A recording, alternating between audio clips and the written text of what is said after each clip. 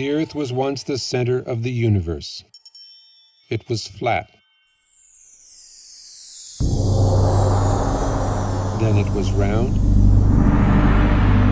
and it circled the sun.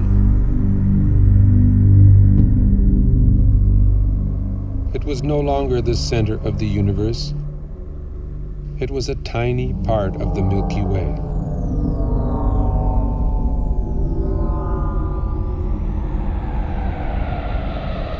The Milky Way was the only galaxy, except it wasn't. It was only one of billions of galaxies floating in space without end.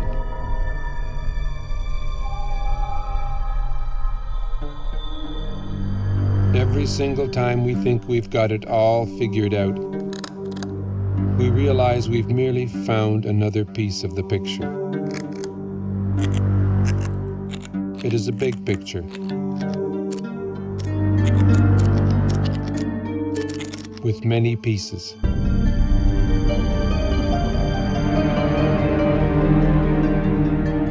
Sir Isaac Newton was the first to state the law of gravity. Eventually, everybody agreed that gravity alone formed galaxies and stars and planets, and that gravity alone holds the universe together.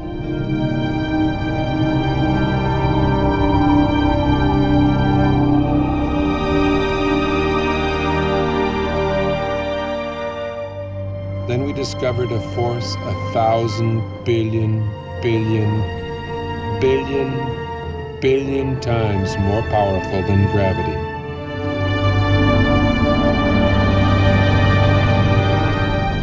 Until recently, we believed that the space between the stars and planets was empty, a vacuum. We now know it is teeming with charged particles.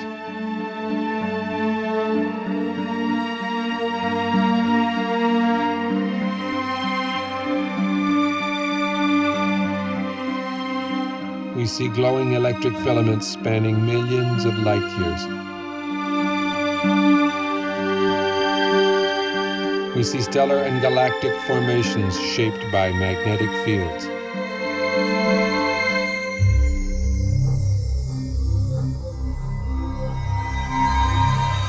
Only electric currents create magnetic fields.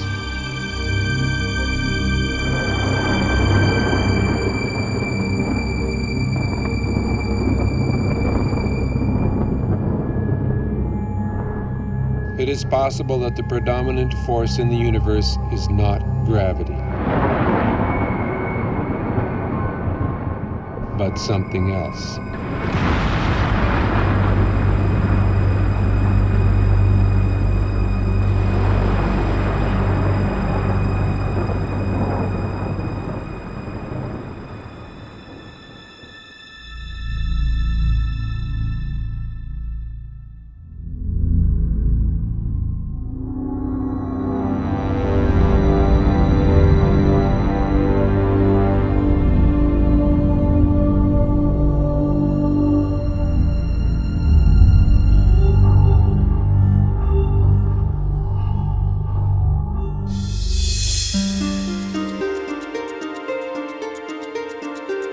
Recent discoveries in space have amazed and perplexed astronomers. Current popular theories in the sciences can neither predict nor explain the phenomena we are now observing.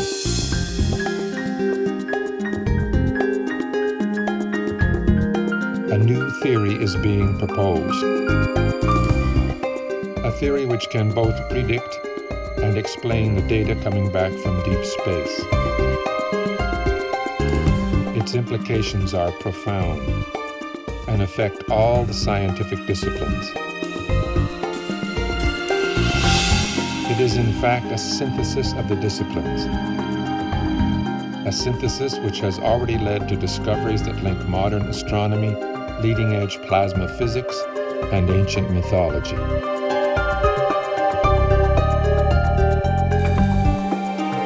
The electric model offers us a new interpretation of the workings of the universe, the history of our solar system, and even human history.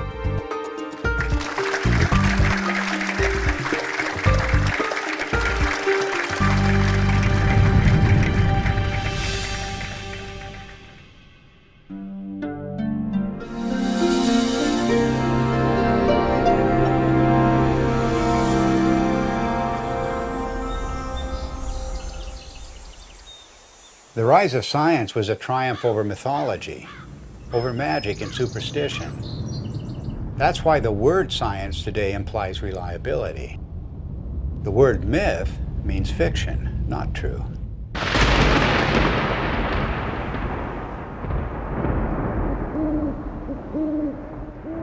And it turns out that the key to understanding the myths is the same key that is now helping us to understand objects in deep space, to understand the workings of the physical universe. That key is electricity. It was 33 years ago that I first began to wonder about these preposterous stories told around the world, what we call world mythology. What was it that provoked this incredible outpouring of human imagination just a few thousand years ago, just before the birth of the first civilizations? I came to a radical conclusion that the myths arose from extraordinary natural events. Our early ancestors witnessed things in the sky that are not seen today. The events were awe-inspiring, both beautiful and terrifying.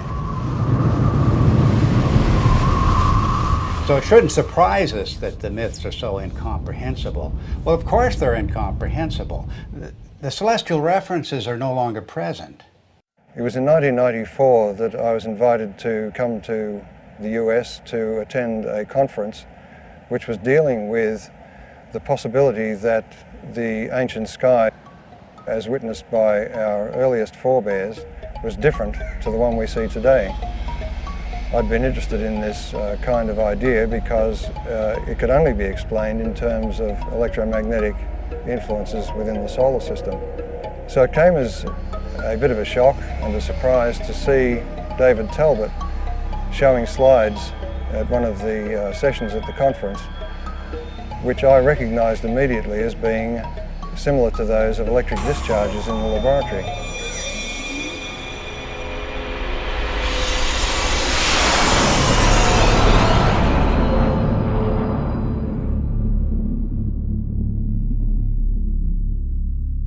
It was wonderful for me personally to come to my first Cronium meeting and hear Dave Talbot, and I still want to see some of those slides that he showed again and again and again that explained the white crown of Egypt and the rest of these things that he showed us, all from mythology, all from thousands of years ago.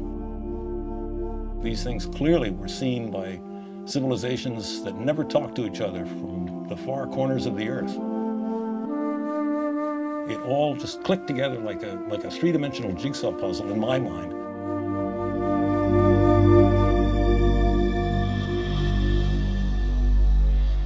A breakthrough for me came when I realized that many different cultures spread around the world use different words, different symbols, different myths to describe precisely the same formations in the sky.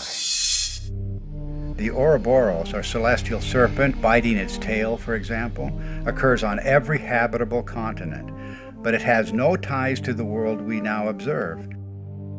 Like all of the archetypes, it is part of an alien sky.